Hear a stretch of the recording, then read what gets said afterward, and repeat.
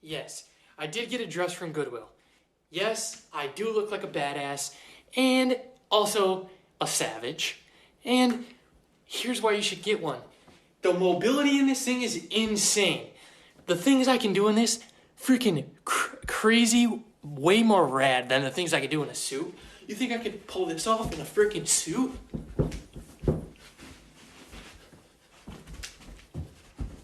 Hey. Not a chance. There's no chance. Also, yoked in this thing, bruh. So do yourself a favor, go get a little dressy from Goodwill. Savage.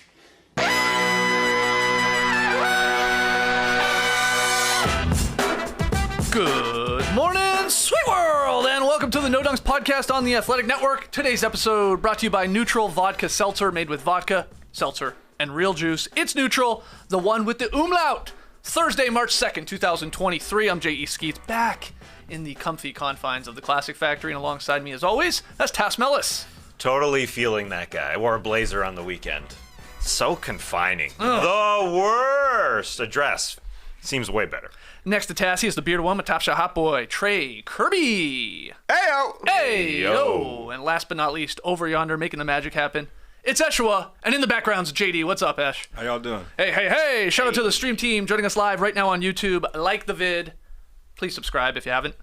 Get your No Dunks merch over at nodunks.com and send in your questions and comments to nodunks@theathletic.com. We're actually gonna hit the beach later in this podcast, so get your cues in all the time though. nodunks@theathletic.com or tweet them in at nodunks_inc. And a reminder, No Buffs is back, baby. Our Survivor recap podcast, 1 p.m. Eastern. We'll be here live from the Classic Factory to break down last night's 2-hour premiere of Survivor 44. Tass, is that why you're wearing a tie-dye shirt today? Maybe For subliminally. Rupert? Yeah. For Rupert. No, I don't go that far back. No? That's a callback. What season is Rupert? Can you please just give me like a really, I guess, bad pirate impersonation? Can you just, arr, like, yeah. He was one of the most piratey guys Big time. just ever out there. Yeah, he always wore a tie-dye. Arr, matey. I'll meet you at the water well. That's good. Not too bad, actually. All right, so if you're a Survivor fan, it's a perfect time to get in. No Buffs, breaking down a hectic episode of Survivor 44. So we'll do that later today. But on today's pod here, we got a little What You Got. Like I said, we're gonna hit the beach, but we got to start with Kevin Durant, who made his highly anticipated debut for the Phoenix Suns against the Hornets last night. He looked good. KD scored an efficient 23 points, helped Phoenix get the 105-91 win. It was his first NBA game in over 50 days. Didn't show a whole lot of signs, I thought, of rust or fatigue for a guy recovering from an MCL sprain. But what did you think? What are your key takeaways from KD's Suns debut? You say my shirt's colorful. The floor was colorful. Him in a Phoenix Suns jersey, different as well. But same old KD, 10 of 15 from the floor, was mad that he missed 3 of the 5 shots that he missed. As he said after the game, I guess no one should be surprised that he's good at coming back from injury. He's done it a few times. You know, what stuck out? He's bigger than everybody on the wing. He was just larger. That's what he does. The Suns really treating him like a number one, I thought. Campaign was playing with him once. Durant gave Campaign the ball. Campaign gave him right back. And speaking of Campaign coming off the bench, Durant was working with bench players like he did with the Nets. He just fits in. Done and done. Everyone should be scared. The offense looked pretty damn good. And I mentioned the bench part as well. Let's say Chris Paul goes out with an injury. You know, just throwing it out there. It's possible. It could happen. He had a bad night on this night. Like Durant can carry a unit. Booker can carry the first unit. Now they have those options if injuries happen. He worked well defensively with Ayton. Yeah, a good start, obviously. What'd you think? Yeah, Kevin Durant. It's still good. It's cool that it's a debut and a return all at the same time. He could take 5 seasons off and probably go 10 for 15 when he comes back, but people bill him as the most plug-and-play superstar there is, and you can see why. He's good when he has the ball. He's a huge threat when he doesn't have the ball. Like you're saying, Tass, he plays defense. He doesn't have to be the only rim protector now, so he's going to just be roaming on the backside for the Suns. He was good when he was on the court with Booker. He was good when he was on the court with all bench guys. I mean, I guess if you are picking some nits Not a lot of free throws for the Suns last night. Not a lot of other guys scoring outside of KD. A huge game from Booker and 15 from Ayton. But, Chris Paul will play a better game. Josh Okogie will have a hot game here and there. The Suns looked good instantly. We also saw the Mavericks win their first game after they traded for Kyrie Irving, so the vibes were perfect. He's obviously pretty well rested, but you can see why this team is going to be one of the better teams at the Western Conference going forward. Absolutely. I mean, the Suns sort of had control of this game for a majority of it, but the Hornets made a late run in the third quarter. It was just a Phoenix 6-point lead heading into the final frame. And that is when Durant took over. I mean, he sort of ended this game. He played 8 minutes in the fourth quarter, scored 9 points, 4 of 6 shooting, and classic KD, good luck trying to defend this jumper. So he just gets to his spot, he's a giant, and just shoots over everybody. Cash. Quite the duo here, though, we have now in Booker and KD. I don't know where that suddenly slots in on your dynamic duo board. There is Tatum, there's Brown, there's other great ones, but Jesus, these guys in their first game combined for 60 points, 12 boards, 9 assists, both guys shooting well over 50%.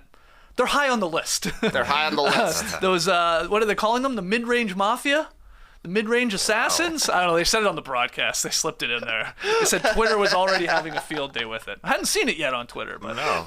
Was maybe that the Hornets broadcast or the Suns No, broadcast? I was watching the Suns broadcast. They had slipped that in there. But I saw Second Spectrum. This is just a wild stat. The Suns, they might have the best collection of jump shooting talent, dare I say in NBA history, but at least maybe in this league right now. Booker and Durant became the third pair of teammates this season to each make 9 jumpers in a game. Just the third time. KD and Kyrie on December 26th, and Steph and Clay on December 10th. And now Booker and KD last night in their first game together. It's sort of just a weird stat. I mean, in today's game, I guess it's not all that surprising with get to the rim, free throws, and then shoot the three-pointers. Not as many guys working in that mid-range game. Yeah, Trey brought it up in yesterday's show that they are a playoff threat because they can make those mid-range shots. Those are the shots that are going to be available. On the Hornets broadcast, as a matter of fact, they brought up the guys who've made the most mid-range shots in the last, I don't know, I should know this stat when I bring it up, but it's probably since the last 6 years. DeMar was leading, and then 3 of the next 5 guys were Chris Paul, Kevin Durant, and Devin Booker. Yeah. There was an Embiid in there.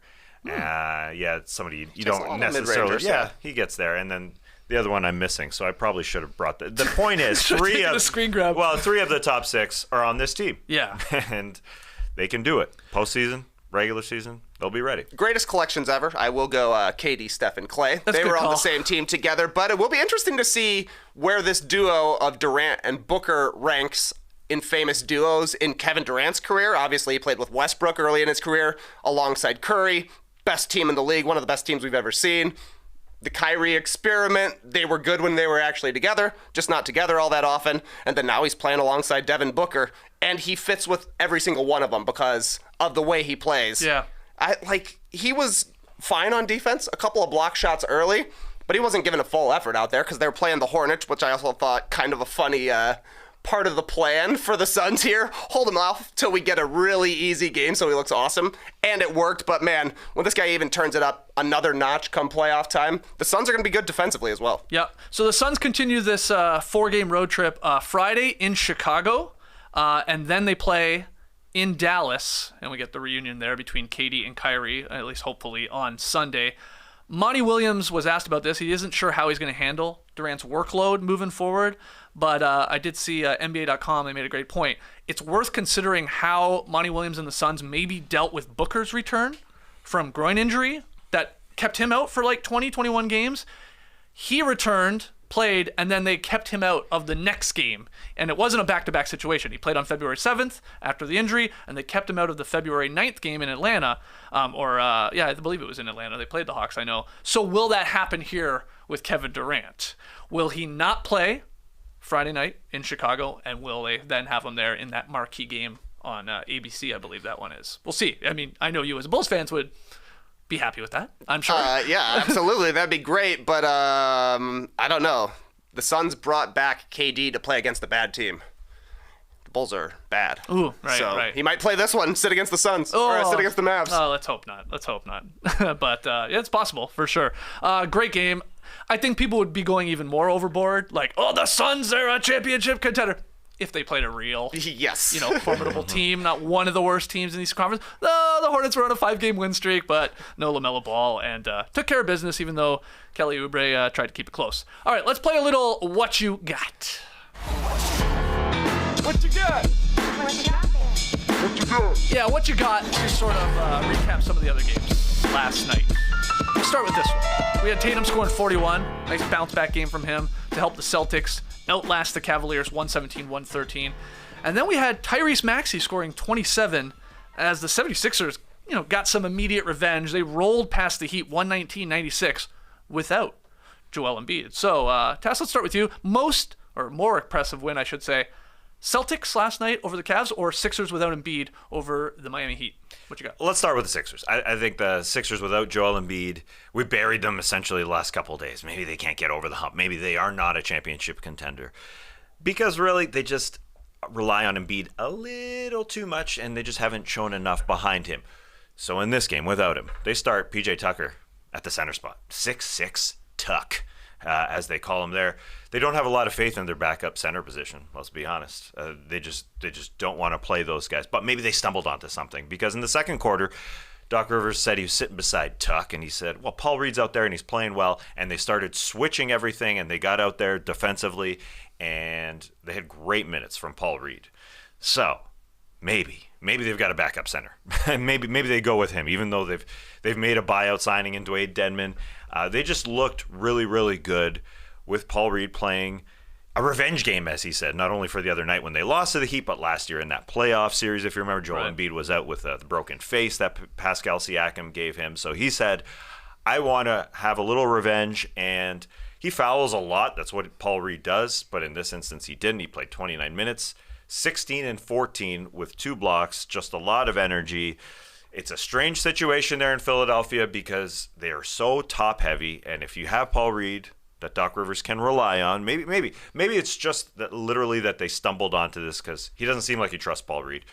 He said after the game, we wanted to get Kevin Love like the Miami Heat did. He'd probably be their backup center. They signed Dwayne Dedmon, who hasn't been able to play for them. So maybe, just maybe, this guy helps out, because that's really where they're lacking. Like we talked about, Embiid sits for 10 minutes a game. He has to. Who is going to play their backup center spot? He looked good. Maxey came in and looked good. The Heat can't score. And that's a problem for the Miami Heat. Kyle Lowry, speaking of injuries, was on the bench with a back brace. He hasn't played in a month because of a knee injury, but he's sitting on the bench with a back brace. Scary times there for the Heat. Yeah. Will he ever come back? Back to the Embiid situation here.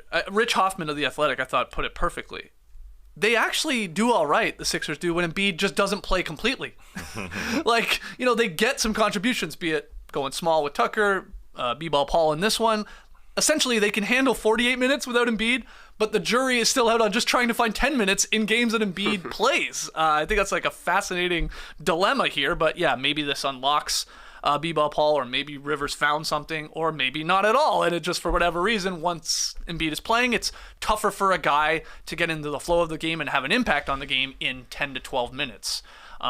Possible. But what did you see from this one, or which one was more impressive there? Oh, it's definitely the Sixers winning without Joel Embiid is more impressive. And I think what you're seeing is the Sixers are a totally different team when Embiid is out there. They don't got to wait around for him. He's very, very slow. And that's the change here, is that the Sixers went small. They focused on athleticism and defense-first players. Maxey got the start. George Niang did not play. Longer runs for Shake Milton and Danwell House. A couple of guys who are basically defense-first, athletic players, and they played with pace. They scored, I believe, 26 fast break points in this game. A lot of these were semi-transition. I thought Harden was great getting the ball ahead, letting Maxey embrace his speed here. Going forward, PJ Tucker's going to be their backup 5 when it comes playoff time. In a game like this, you see Doc Rivers actually experimenting with lineups and coming across a small ball team that really works. That will give the Sixers a little bit different of a look come playoff time, because Paul Reed, yeah, he'll have a great game here and there, but he also had an atrocious game the last time they played the Heat. Almost lost them the game in a total of 5 minutes, just because he makes a lot of young player mistakes, and I think that's probably why Doc Rivers doesn't ultimately trust them. But I don't know. I think you see a win like this against the Heat team, who we know has trouble scoring. Their starters went 1 of 14 from 3, and that's kind of the story of the game for Miami. But if you can play faster, you can play a little bit more athletic, That's something different for the Sixers. You don't have to just run Niang out there. Like, he's struggled in games against opponents that are faster than him. So play other guys. And Doc actually did that, and that's not something that is always a Doc Rivers hallmark. Yeah, let's hope he keeps it up in a playoff series that, it just gives the other coach and the other team a different thing to think about, a different look, especially, smaller, switchy guys rather than Embiid trying to sag and guard the rim. You got Paul Reed or PJ Tucker out there switching along with Jalen McDaniels, those guys just getting out and running. And that's how you win playoff series. Different looks, just to switch it up. That Philly victory last night pushes them to become the 4th team in the NBA this season with 40-plus wins. So they joined the Bucks, the Celtics, and the Nuggets in the Western Conference. And their win, Philly's win, paired with the Cavs losing to Boston, I don't know if you have any thoughts on that game in particular, pushes them a game more ahead of the Cavs there in that 3-4 slot. So they are 3 games clear right now of the Cavaliers. Philadelphia is. They have a lot more games to play, as we talked about the other day, which is a weird little wrinkle. They have a lot of games here in March you keep bringing up in a tough road schedule. But looking fairly comfortable, I'd like to say, there in that 3 slot. Yeah, well, they're going to have to be on the road against the Bucks and the Celtics eventually. It ain't going to be easy, no matter what, when it comes postseason time. Yeah, because the Celtics look fantastic. Finally, Jason Tatum had a good game, and then they blow out the Cavs. My old Cavs, they get down. The third quarter is where the Celtics got separation in that game. It seems like those two teams play really good games throughout this entire season. But the Celtics, when Tatum is finally going, his first good game in a while, really. And when that's going. First good game since the All-Star game. Yeah. He scored 55. Yeah, that was a good game in the All-Star game, yeah. So dropping 41. You got the Moose coming off the bench instead of Grant Williams out there. They've got an incredible team. I worry about the Cavs team. They just don't know who they are offensively, I think. They're trying to force it inside. That's our identity. And they just get a little bungled. They just don't know where all their shots are coming from. And then somehow their guards always bring them back, and they always play close games. And the Celtics were definitely leaving Isaac Okoro open. And they're fine with that, unfortunately. Hopefully Okoro can get that, because that's a big link. If they can get comfortable with him being the 3 between the guards and the bigs, and he can stroke it, those shots are going to be open, then they become a bigger threat. But I just worry about this Cavs offense come playoff time. Yeah, they got a math problem. It's 100% a math problem. They play 3 guys who can't shoot threes. Last night they made more shots. The Cavs had more offensive rebounds. They had 6 fewer turnovers than the Celtics, but it didn't matter because the Celtics hit 16 threes and the Cavs hit 10. Furthermore, 23 free throws for the Celtics after complaining that they didn't get enough free throws, and only 13 for the Cavs. They're just not going to win like that. That's why the Cavs are 13-19 on the road. You need incredible shot making from Mitchell to even keep him in this game. Garland was doing the same. If you're playing your entire front court can't shoot threes, that doesn't work in today's NBA to really be a competitor. But it's year 1 for this Cavs team. They find that 3rd guy eventually. Yeah. I mean, it ain't a core. The Cavs could use a center like Al Horford, who banged in 6 threes last night. This guy's on a bit of a heater right now from distance. So a good win there from Boston. All right, let's keep it going here. Look, I forced this one on you guys. I'm not going to lie. But both teams are hot, okay? Jalen Brunson scored 39. He had 30 in the first half.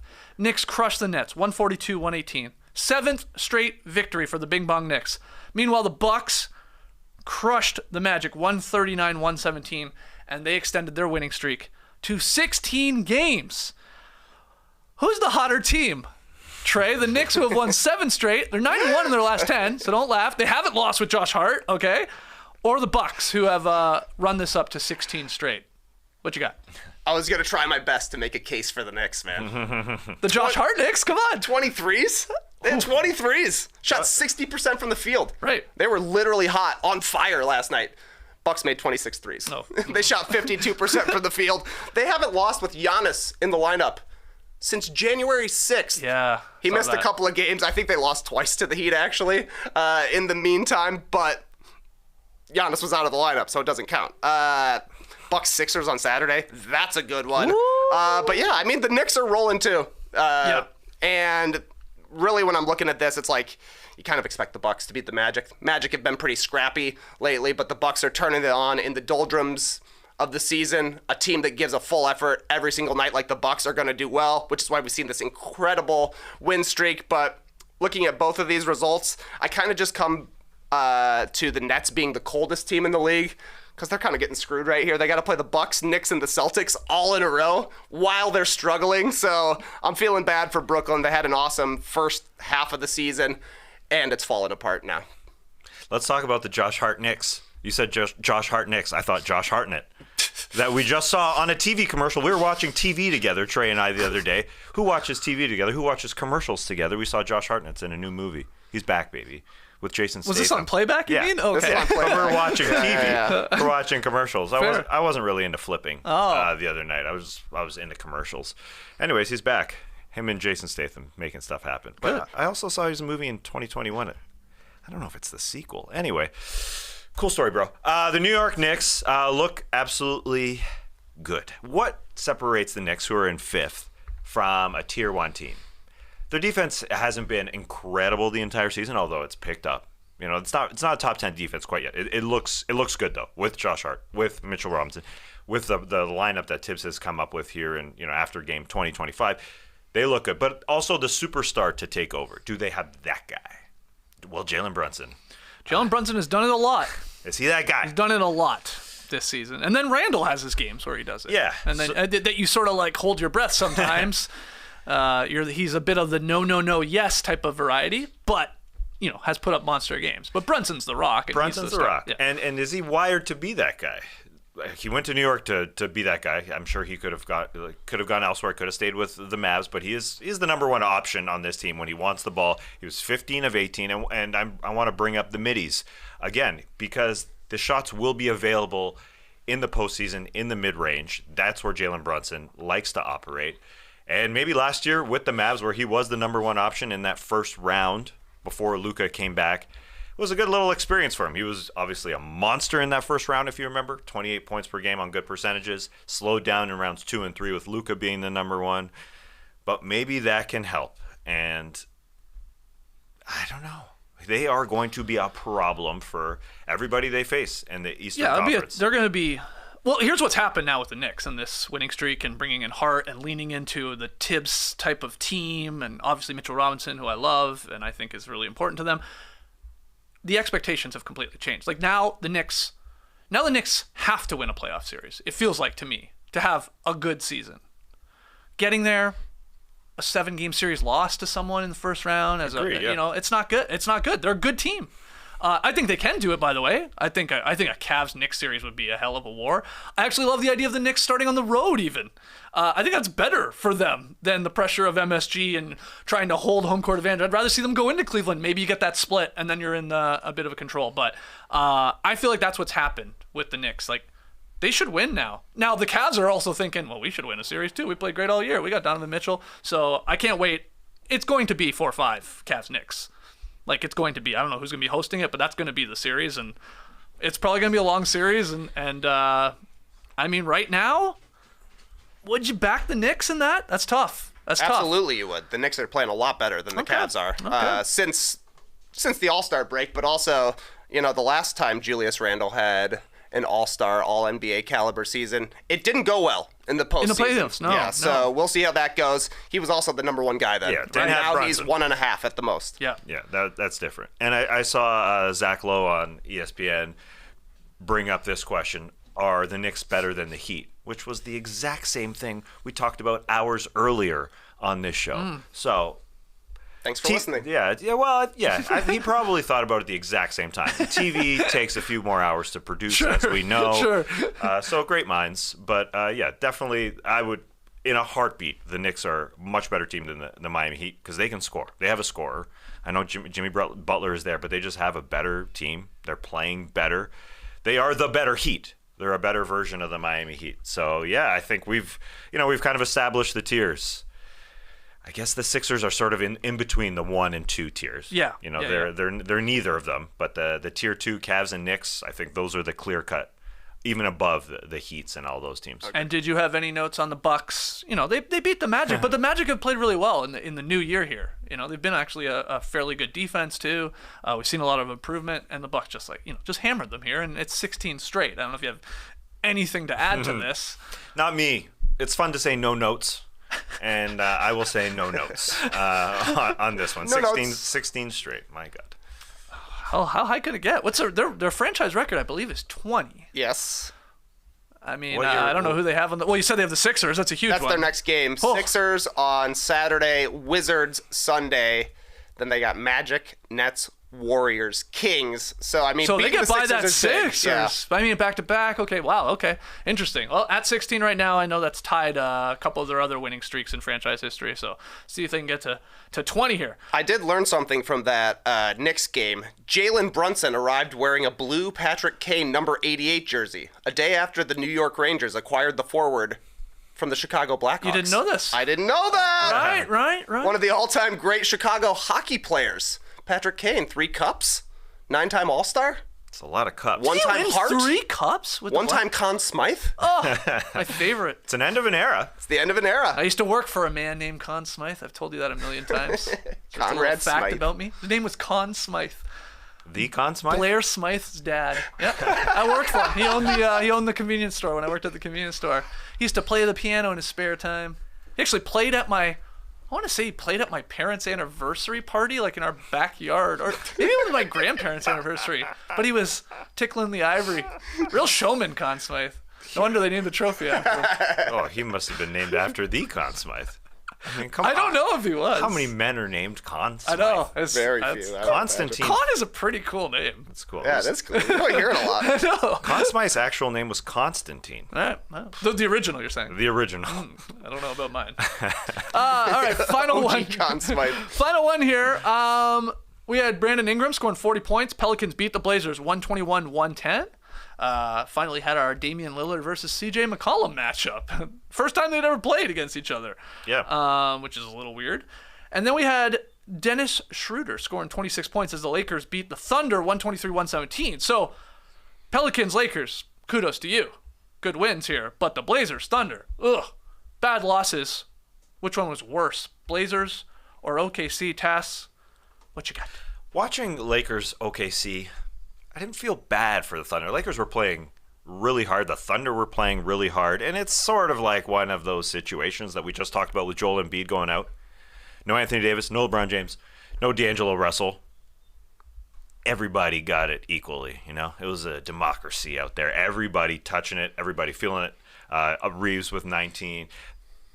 I didn't feel bad for OKC. So I think the worst loss is the Blazers that allowed Brandon Ingram to just go off. Passing lanes were there when they doubled even, when they tried to get it out of his hands. But he dropped 40 because it was a little too easy, I thought. I thought the defense just wasn't there. So I would say the Blazers is a worse loss, and they have higher expectations than the Thunder, who are trying to be in the play-in tournament. But Are they, though? This is the thing. This You is why think- I'm you like think they're holding disappointed for Shea Thunder out? fans. 'Cause they didn't have Shea I in don't that know if they're game. holding him out, but it's bad timing here that the guy is suddenly not playing and has missed 5 straight, something like that, and they're all losses, and they're all in games like that. They're still in. They're not getting killed here by 30, 40 points. Like they're losing by 6 points, 7 points, stuff like that. You got SGA in there, they're probably winning some of these. So it just sucks that we were getting excited whether they were going to make the play-in or not. They were going to be playing games that mattered in the final weeks of the regular season, and that's sort of slipping away from them here. So I don't know. I don't think they're holding him out. I would hope they're not, because I wouldn't really understand that reasoning. They said he's in health and safety protocols and has an abdominal strain, Yeah. right? So Yeah. kind of two things, but Right, at least he right. got to play 3/4 of the season this time around. Make the All-Star game. That's true. It's true. Right. He hasn't played since the All-Star game. Yeah. Oh, no, he played in one. I take that back. Played in one game since the All-Star break, and they lost to the Jazz by 1. That was the one where he had the jumper Rattler, rattled yeah. in and out, and he thought he hit it. And obviously a good win for the Lakers. Yeah. But if the Pelicans start to find their flow in the 10th seed, that's bad for the Lakers who are trailing them. But True. They still have the Jazz to hope for to fall out. I mean, they need a team to kind of fall apart. And the Pels, it's a game-to-game thing. Their offense is horrendous overall. I mean, we're talking about reports about Shai Gilgeous-Alexander. It's smart, I think, for the Thunder to give you two things to think about. The non-COVID, the protocols, I should say, plus an abdominal strain. How do you question that even? To me, it's like, which one do you question? Oh, he's got This two guy's out, things? man. He's out, exactly.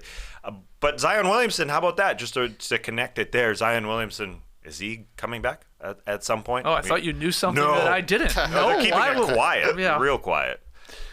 We don't know. Yeah. But BI, great game there. Which one was worse, in your opinion? The Blazers lost there or the Thunder? It's the Blazers to me as well, because it came a night after they blew kind of a game in a very similar manner to the Warriors. You know, they turned a 23-point lead into somehow an 18-point loss. So to have collapses like that on back-to-back nights, this one was just in the fourth quarter. Basically, the Pelicans ran away with things, but it definitely looked like the Trailblazers ran out of gas, playing their third game in 4 nights, and it came down to Brandon Ingram kind of being the tallest guy out there. Like, I thought, you know, when he would get Lillard or Simon switched onto him, that's barely even a matchup for him. He's not seeing those guys at all when they contest his shot. Jeremy Grant did a lot better, but he's still not quite big enough to bother Ingram's release. So yeah, seeing Ingram cook, I thought was pretty important for the Pelicans, because he's had some decent games, but hasn't really had a takeover. They needed it there to stay in the play-in race, and he got it done. I think the Trailblazers only forced like 6 turnovers or something, so the Pels were getting a lot of shots, and the Trailblazers were looking like a tiny little team out there, and that's been the problem for Portland for a few seasons at this point, so kind of no surprise. So that's what you got. Just to wrap up last night's action, though, we also had Desmond Bane scoring 30 points to lead the Grizzlies over the Rockets, 113-99. And Zach LaVine scoring 41. Great game as the Bulls topped the Pistons 117-115 after a timeout blunder. And shout out to Ghostface Ziller for reminding me that it happened not only in Michigan, but on the birthday of one Chris Webber. Oh. Where was it Ivy, right? Calling a timeout Ivy, that they did not have. Yeah, it was Chris Webber's 50th birthday yesterday. I didn't know that. Yeah. Happy birthday, C-Web. Yeah. But the Bulls pull it off, obviously, and every win matters here. That was one of the Bulls' best end-of-game plays.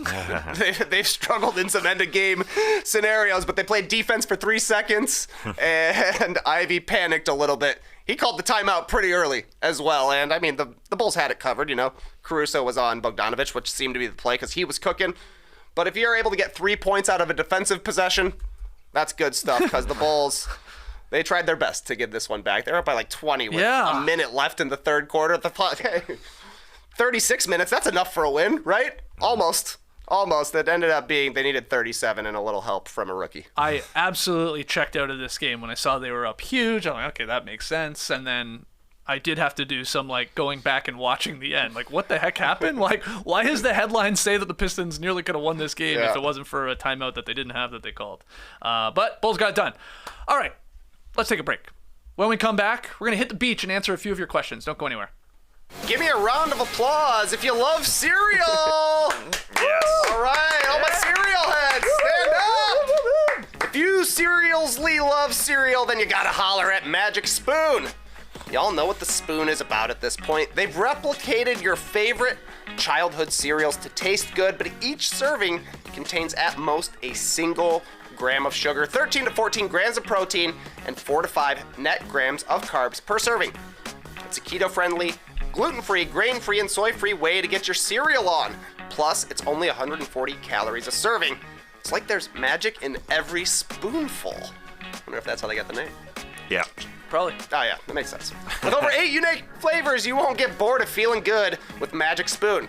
Cocoa, fruity, frosted, peanut butter, blueberry muffin, maple waffle, honey nut, cookies and cream, and cinnamon roll, and oh yeah, birthday cake is back! As a recent birthday haver, you know I love that they brought it back, and let me say that it's back. Head to magicspoon.com/nodunks today to grab a custom bundle of cereal and try the magic for yourself. Use our promo code NODUNKS at checkout to save $5 off your order, and don't forget, Magic Spoon is so confident in their product that it's backed with a 100% happiness guarantee. If you don't like it for any reason, they'll refund your money, no questions asked. Get your next bowl of guilt-free cereal at magicspoon.com/nodunks and use the code NODUNKS to save $5 off. Thank you, Magic Spoon, for sponsoring this classic. Thank you indeed. All right, thanks everybody joining us live right now on YouTube. If you're new here, make sure you subscribe, and if you're always here, hit that like button. Let's hit the beach.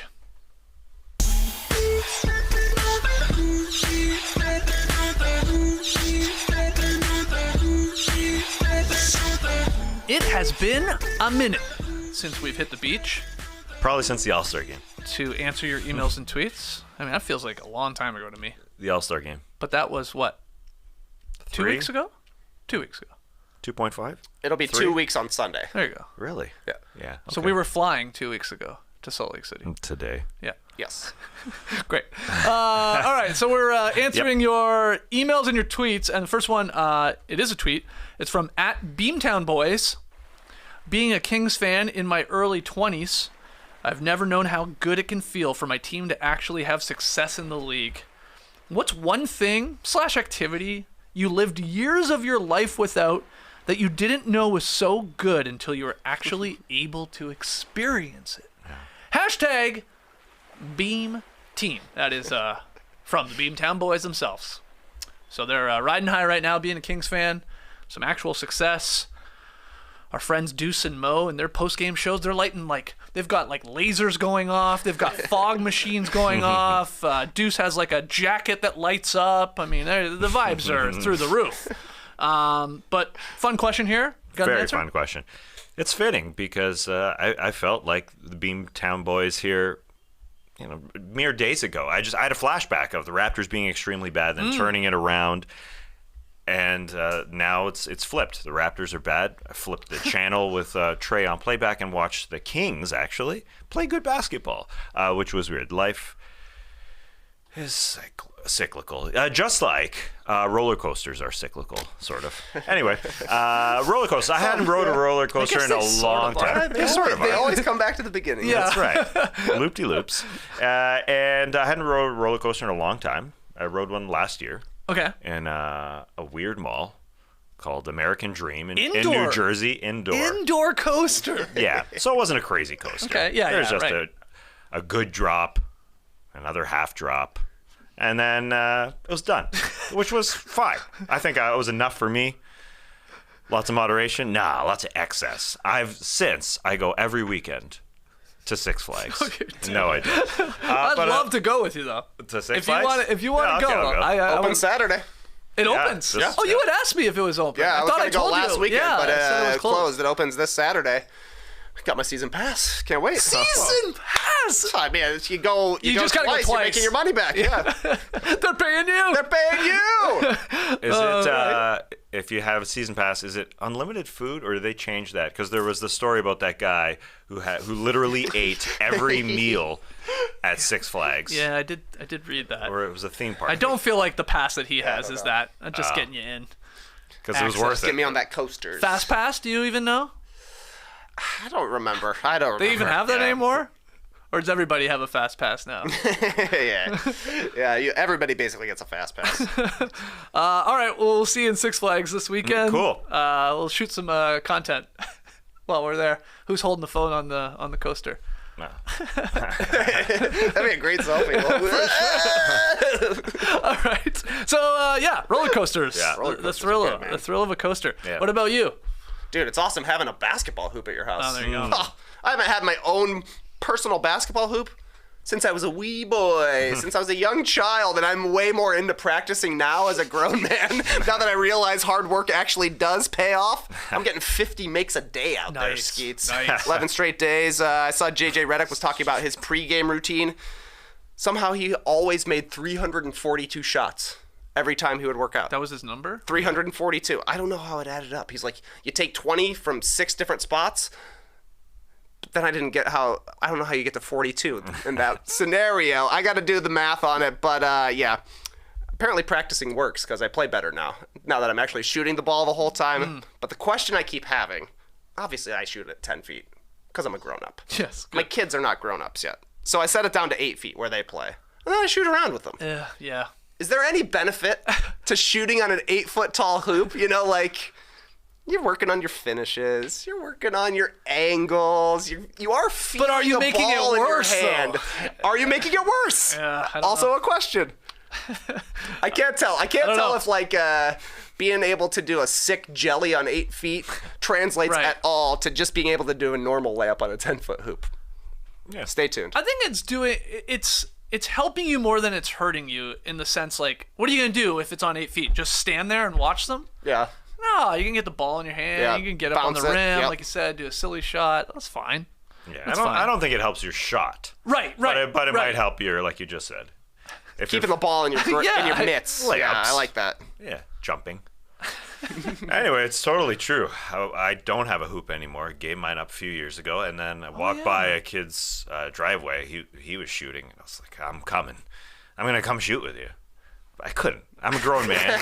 That's a child. Yeah. And I didn't want to be too weird about it. I kind of just hung out on the road, hoping he'd invite me. That's not weird. It didn't work out. But yeah, just get the itch, you know? Yeah, absolutely.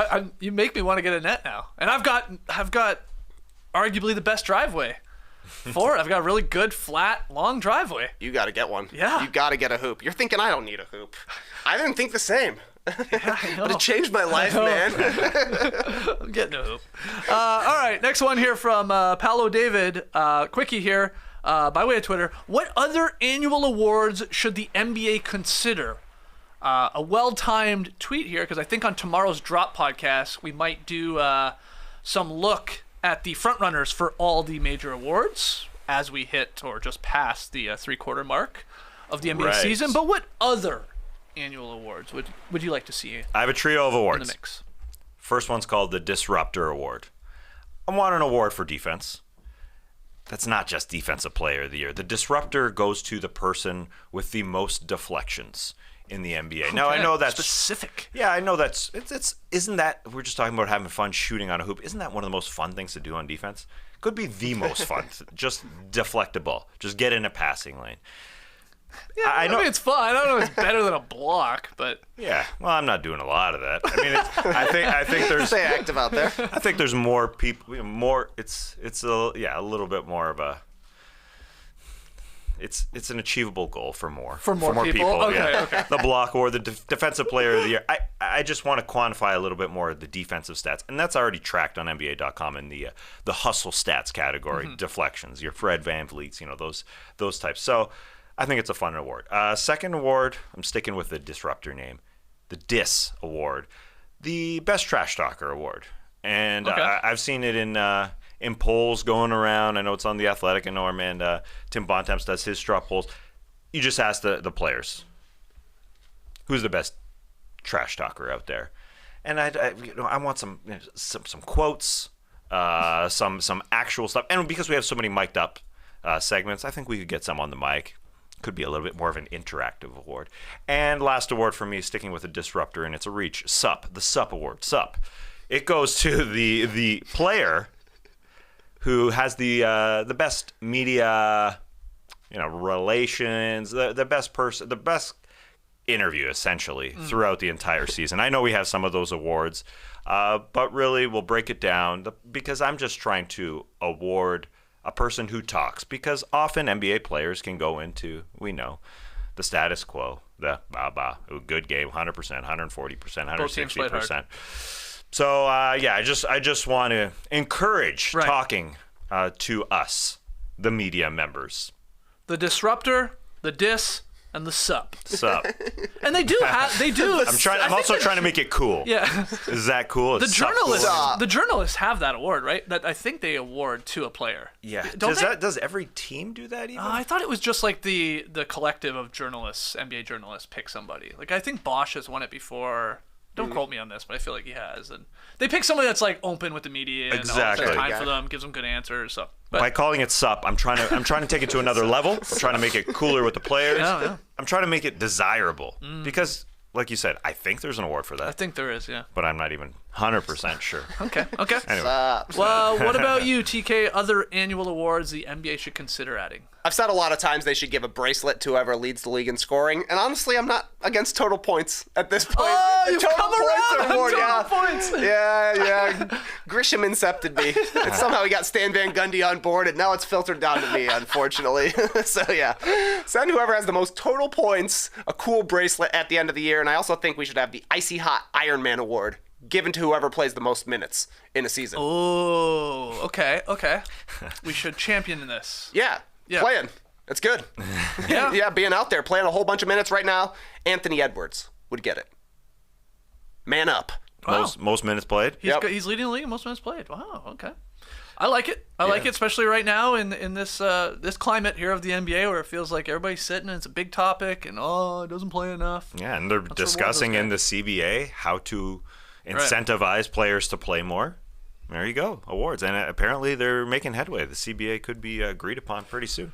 I'll go with one that we've talked about before. I would just like to tweak the Sixth Man of the Year to more of a team-oriented award. Because it's like, yeah, there's one guy off your bench that maybe is a star, but really it's like your bench unit that comes in and wins you games, changes games. So I don't know what the actual award itself is. Maybe they just get like a gift certificate and then go out for dinner or something like that. Just a nice Cheesecake Factory on the house, sponsored by them. But yeah, the bench unit is like I'd like to see.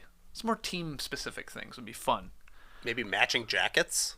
Yeah, all right. I saw a motorcycle crew roll by, matching leather vests. I hadn't seen that for a long time. Vest? Like, How this about is tight. The vest that Dylan Brooks was wearing the other day is what the team with the best bench unit It gets. says bench mob on the back of it. Yeah. That's cool. Okay.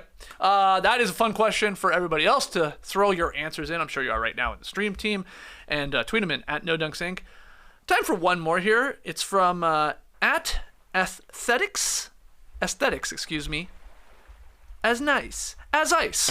Okay, let's try that again. That is a tough one to read, man. Look at that. Yeah, At Aesthetics as ice. Yeah. There we go. No. Boban is an absolute dominant per 36 player. 28 and 13. Who are some other players that play now, or that you remember from previous seasons, that consistently filled it up in limited minutes? Mr. Ice here says, I like Jaden Hardy and AJ Green. Oh, this is some sicko shit here. This is deep cuts. But yeah, the per 36 Boban, a master of it. Who do you got, Trey? Let's start with you. Two that I remember being notable from years past. First and foremost, Paul Millsap. That was like in the early blogosphere days. I remember Tom Ziller writing for Ball Hype. And now extinct website. It was called the Paul Millsap Corollary, basically saying it's all right if they let Carlos Boozer go because Paul Millsap can fill the void. Sure, he's just been playing 18 minutes off the bench, but he's putting up some nice numbers there. He got elevated to a starting role, eventually became an all-star. Tom Ziller was right, is what I'm saying. Right. So that was a per 36 guy I thought of. And the other one, even bigger case, Nikola Jokic, early in his career, was having crazy, like, advanced statistics, big-time per 36s, big-time plus-minus successes to where people are like, this guy should probably play a little bit more. Yep. They don't necessarily need to have Nurkic around as well. They were right on that one. Once he actually started playing 36 minutes, he got in incredible shape, won 2.5 MVPs already. It's a good one. I'm glad we just don't reference per 36 much anymore. That's true. But like a decade ago, there were people making cases. Check the stats. Oh, yeah. And quite often, it's a backup big like Boban Marjanovic. And there was a backup big several years ago now, Christian Wood, that was putting up some monstrous per 36 numbers. People saying he's got to play more. And he got to Detroit, and he got better. He was a most improved candidate in that season. Then he got a contract with the Houston Rockets. So that one kind of worked out as well. He was putting up 24 and 12 in the per 36 department. How many minutes do you think Boban has played this year? Just total minutes. He's not going to win the award. 36? What's that? More than 36? More than 36, Okay. but I mean, honestly, not that much more. 180? 98. All for 98 minutes. Wow. All for the Rockets, because I know he changed teams. I believe he's only played for the Rockets, Right. though. Yeah. I've seen more minutes of commercial time for both. Oh, Good easily. call. Like in a blowout, probably. He's on every commercial break Yeah. in one of the State Farm commercials. It's either the dribbling. he's dribbling, or it's the one where it's like he's not. That's like, doesn't Chris Paul say something like, What if he's not really what if- 7'4"? Yeah, and then it's the three kids that drop out of it. And then, I mean, you don't see it as much. We see it online. The Goldfish commercial. Yeah, I just put in my name to win a hand. What does that mean? To win a hand, you're right. To win a hand. Explain. Well, our friend Jared Dent Yep. threw it out there in a WhatsApp group. He said, you got 30 minutes to enter the sweepstakes to win a hand, essentially the size of Boban's hand. It's like a ceramic hand Okay. that you put food on. Like Goldfish. A goldfish if you Goldfish want. crackers. And so the challenge was hold as many goldfish as you could in your hand? Well, What'd you do? no. So it's a ceramic hand. Yeah, but what'd you do to enter? Oh, you just put your name you just put your name. Okay. Yeah, They're only making so many of them. It's a is it? raffle, I think. Yeah. It's a limited amount. Yeah, Hey, apparently good luck. Boban can hold 341, if I'm not mistaken, goldfish in his large hand. So I might win. And then That's exciting. I man. hope I don't bounce it, because it's gonna break if you bounce it. 'Cause Yeah, it's yeah, a ceramic hand. I guess. Oh, God. I don't know. hope you I win think it. I lost. I hope you win it. Some other Cool story, names from back in the Blog Boy days, per 36. Anthony Randolph. I remember for a hot minute was a per 36 boy. And I want to check those stats. How old is he? Rodrigue Beaubois, too, would come in and fill it up. And they're he should play more. He should play more. Those are two names that I just thought of. But that's a fun one for you out there as well. Great questions. Keep them coming. NoDunks@theathletic.com. Tweet them in at NoDunksInc. Let's take our final break real quickie, and then we come back, pick them results, and Tass has Tweet of the Night. Don't go anywhere. There are a lot of vodka seltzers out there. A lot. A whole aisle dedicated to them at stores. You walk in a store, seltzer aisle. I want them separated even further. Real ones and fake ones. Because the fake ones are the ones I do not want. And neutral would be in the real section. There's a huge difference between the real ones and the fake ones. You can taste it when it hits your lips.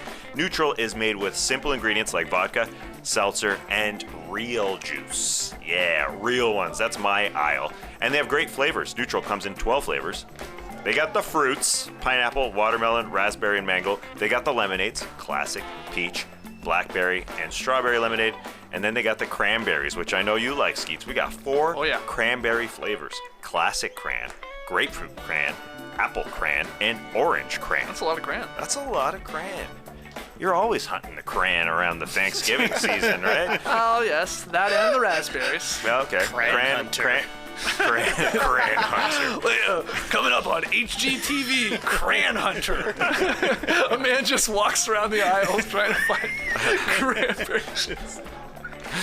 Hey, it's hard to find here in the U.S. Yeah, that's why you're scrapping for it. Anyways, Neutral's got you covered. Neutral has a deliciously clean taste and light, refreshing flavor.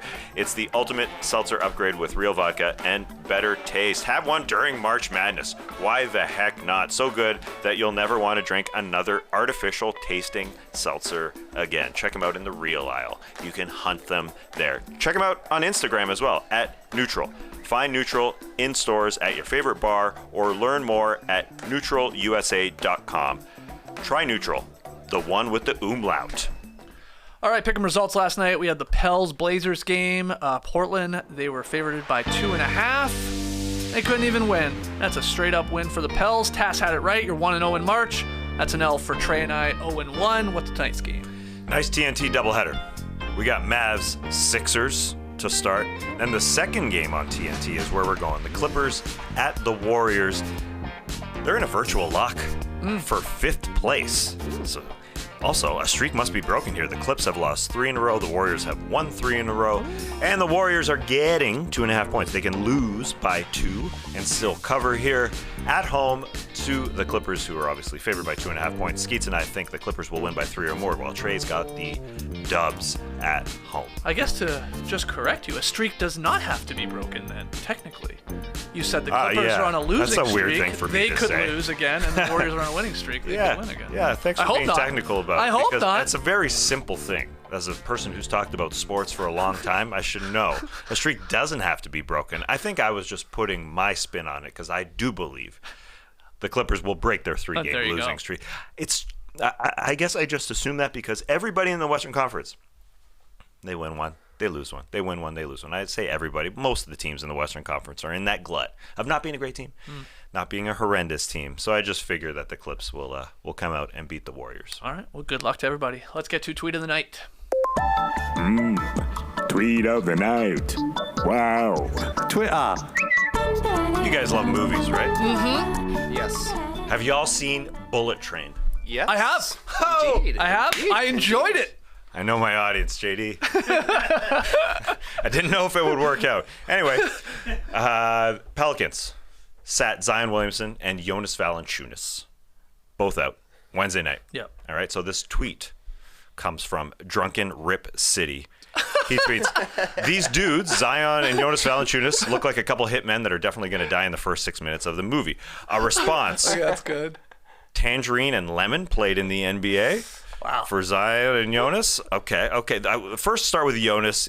They both got the furrowed brow in this photo, so you see the likeness, and the likeness there to Brian Tyree Henry's character, Lemon, I do believe. No, who's Tangerine? Who's Lemon?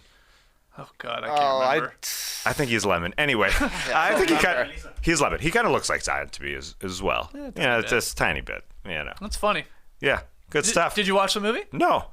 That's why I needed you guys. That's why we make a good team. You did. You said it, and did you like it? Yeah, I loved it. Yeah. Yeah. It was like, I went in with zero expectations. I feel like the buzz for it was very low.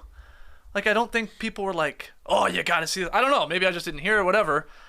And I was like, this is great. I mean, it's very very violent. That's why it was great. But it was dare I say, a fun violent. That's exactly right. I feel good because when the previews were going around, I feel like they were on during NBA playoff time a lot last season. I said, I got no idea what Bullet Train is, but Bullet Train looks wicked. And it was wicked. Sometimes all you got to do is give a movie a cool title, and it can live up to it. Well, are you excited about Cocaine Bear? Yes. Yeah, me too. Absolutely. Snakes on a Plane, saw it in a theater, lived up to the hype. Snatch, awesome. Yeah. Hyper-violent movies with cool titles. Thumbs up. Take your kids. That's fun. You got to watch Bullet Train. Have you guys over there, Eshwa, JD, Bullet Train? Yes? Thumbs up? No, I haven't seen it. No? Oh, come on, Ashwa. No. JD's taking it. Get out of here. Thought I taught you everything. Yeah. It's awesome. It's great. It's the same director as Deadpool. It's amazing. Oh, okay. So, hence the violent funniness. Ah, that makes sense. All right.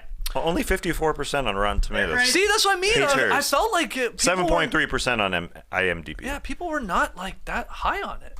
That's why I was like, okay, we'll see. I may have watched. No, I didn't. I watched it at home. I thought I maybe watched it on a plane. That'd be ironic, wouldn't it? But 54 from the critics, 76 from the audience. Thank you for breaking that down. There you go. All right, that's Tweet of the Night. That is hopefully another classic edition of No Dunks. You tell us, hey, leave your boys a 5-star rating and review. Are you doing a 5-star Friday tomorrow? I think we got. You want to wait a week? Sauce. We can wait one more week. It's so quick. One of the fastest months out there. Let's push it one more week so everybody can get the reviews in. Let's do that. All right, so March 10th. There you go. Get your reviews in by March 10th. Leave your boys 5-star rating and reviews, especially there on iTunes. It's the only place you can see and read them. Though I think you can. I don't know. Do you give thumbs up too on Spotify? You can okay things or something, but you can't like leave something. I don't know.